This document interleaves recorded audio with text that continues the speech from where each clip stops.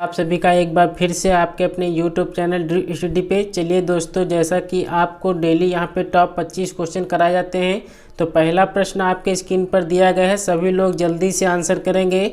आपका भविष्य उज्जवल हो अर्थ की दृष्टि से वाक्य के भेद बताइए। आपका भविष्य उज्जवल हो अर्थ की दृष्टि से वाक्य का भेद बताइए। कौन सा इसमें वाक्य का भेद दिया गया है? दिए गए ऑप्शन में से कौन सा इसका सही जवाब होगा? तो ऑप्शन नंबर बी जो है इच्छावाचक जो है इसका बिल्कुल सही जवाब होगा। इच्छावाचक जो है इसका बिल्कुल सही जवाब होगा। अगला प्रश्न आपसे पूछा गया है, जिस भाषा का अनुवाद किया जाता है उसे क्या कहते हैं? जिस भाषा का अनुवाद किया जाता है उसे क्या कहते हैं? कौन सा ऑप्शन दिए गए में से सही होगा? तो ऑप्शन नंबर ए जो दिया गया है स्रोत भाषा जो है इसका बिल्कुल सही जवाब होगा। जिस भाषा का अनुवाद किया जाता है उसे स्रोत भाषा कहा जाता है। तो ऑप्शन नंबर ए इसका सही जवाब होगा। अगला प्रश्न आपसे पूछा गया है, अंश और अंश शब्द का युग्म सही अर्थ बताइए। कौन सा इसका सही युग्म अर्थ है? कौन सा ऑप्शन नंबर सही होगा? तो ऑप्शन नंबर बी जो है इसका सही होगा। इस अंश का होता है हिस्सा, इस अंश का मतलब होता है कंधा। तो ऑप्शन नंबर बी जो है इसका बिल्कुल सही जवाब होगा। अगला प्रश्न आपसे पूछा गया है, शायद पिताजी आ जाएं किस प्रकार का वाक्य है? यह किस प्रकार का वाक्य है? सभी लोग जल्दी से आंसर करेंगे। शायद पिताजी आ जाएं किस प्रकार का वाक्य है?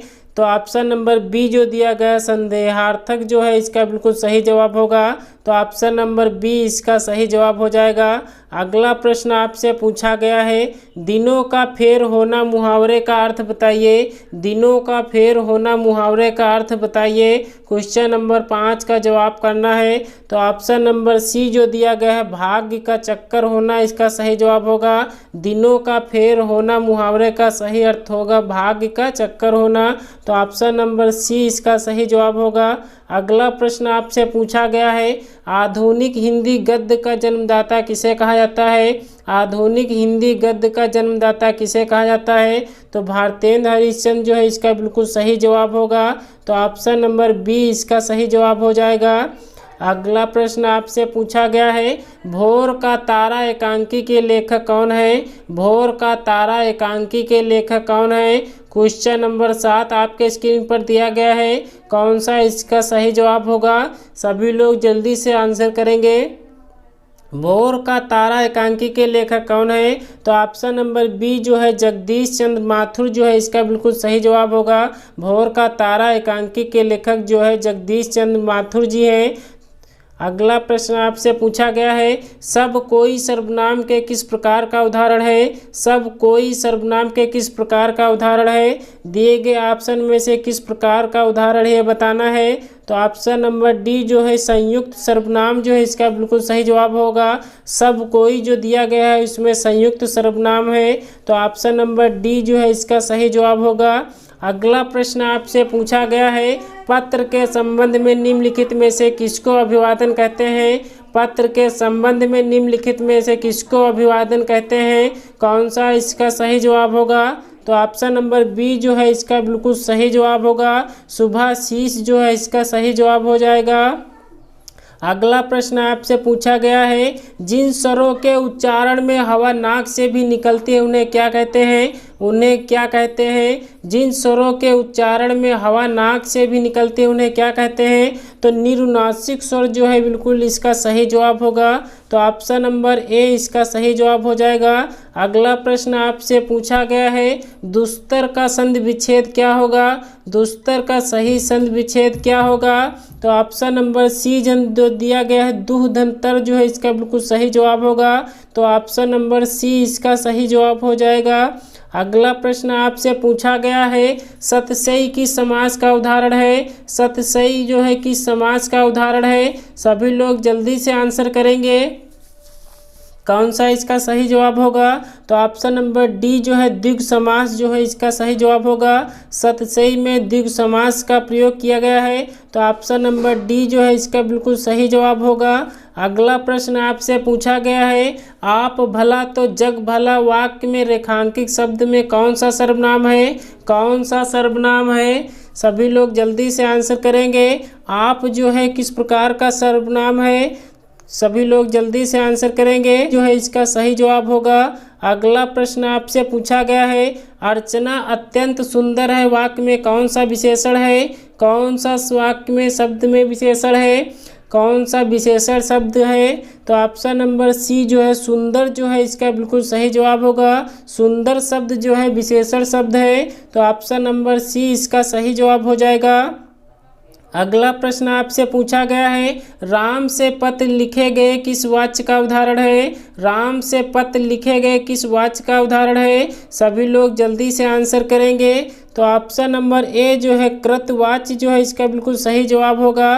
तो ऑप्शन नंबर ए इसका सही जवाब हो जाएगा। अगला प्रश्न आपसे पूछा गया है, अनुस्वार किसका काम करता है? अनुस्वार किसका काम करता है? दिए गए ऑप्शन में से कौन सा इसका सही जवाब होगा? तो ऑप्शन नंबर सी जो है पंचम वर्ण का काम करता है। जो पांचवा वर्ण होते हैं वो पंचानुस्वार कहलाते हैं। तो ऑप्शन नंबर सी जो है इसका बिल्कुल सही जवाब होगा। अगला प्रश्न आपसे पूछा गया है, कामायनी के रचनाकार कौन है? कामायनी के रचनाकार कौन है? तो ऑप्शन नंबर डी जो है जयशंकर प्रसाद जो है इसका सही जवाब होगा। कामायनी जो है जयशंकर प्रसाद जी की रचना है। तो ऑप्शन नंबर डी जो है इसका बिल्कुल सही जवाब होगा। अगला प्रश्न आपसे पूछा गया है, पल्लव किसकी रचना है? पल्लव किसकी रचना है? दिए गए ऑप्शन में से किस कवि की पल्लव रचना है? तो ऑप्शन नंबर ए जो है सुमित्रा नंदन पंत जो है इसकी बिल्कुल सही जवाब होगा। तो ऑप्शन नंबर ए इसका सही जवाब होगा। अगला प्रश्न आपसे पूछा गया है, निम्नलिखित में से स्थावर का विलोम शब्द कौन सा है? स्थावर का विलोम शब्द बताना है। क्वेश्चन नंबर 19 का जवाब करना है। तो ऑप्शन नंबर बी जो है जंगम जो है इसका बिल्कुल सही जवाब होगा। तो ऑप्शन नंबर बी इसका सही जवाब होगा। अगला प्रश्न आपसे पूछा गया है, गुणहीन में कौन सा समास पाया जाता है? गुणहीन में कौन सा समास पाया जाता है? दिए गए ऑप्शन में से कौन सा इसका सही जवाब होगा? तो ऑप्शन नंबर ए जो है अपादान तत्पुरुष जो है इसका बिल्कुल सही जवाब होगा। अगला प्रश्न आपसे पूछा गया है, जो मुश्किल से प्राप्त हो उसे क्या कहते हैं? जो मुश्किल से प्राप्त हो उसके लिए एक शब्द क्या बनेगा? तो ऑप्शन नंबर सी जो है दुर्लभ जो है इसका बिल्कुल सही जवाब होगा। तो दुर्लभ इसका सही जवाब हो जाएगा। अगला प्रश्न आपसे पूछा गया है, इनमें से कौन सा शब्द कनक का समानार्थी नहीं है? कौन सा कनक का समानार्थी शब्द नहीं है? दिए गए ऑप्शन में से कनक का समानार्थी शब्द कौन सा नहीं है? तो ऑप्शन नंबर बी जो है इसका बिल्कुल सही जवाब होगा। ऑप्शन नंबर बी इसका सही जवाब होगा। अगला प्रश्न आपसे पूछा गया है, हिंदी में कितने वचन होते हैं? हिंदी में कितने वचन होते हैं? तो ऑप्शन नंबर ए जो है 2 जो है वचन होते हैं। हिंदी में 2 वचन होते हैं। तो ऑप्शन नंबर ए इसका सही जवाब होगा। अगला प्रश्न आपसे पूछा गया है, मैं चलती थी वाक्य में जो मैं है, मैं का बहुवचन आपको पूछा गया है। मैं का बहुवचन रूप क्या होगा? तो ऑप्शन नंबर ए जो है हम जो है इसका बिल्कुल सही जवाब होगा। मैं का बहुवचन रूप जो है हम होगा। तो ऑप्शन नंबर ए इसका सही जवाब होगा। अगला प्रश्न आपसे पूछा गया है, आँख खुलना मुहावरे का सही अर्थ क्या है? आँख खुलना मुहावरे का सही अर्थ क्या है? तो ऑप्शन नंबर ए जो दिया गया है ज्ञान होना इसका सही जवाब होगा। आँख खुलना मुहावरे का सही अर्थ ज्ञान होना इसका सही जवाब हो जाएगा। दोस्तों आज की क्लास आपको अच्छी लगी तो एक लाइक ज़रूर करना।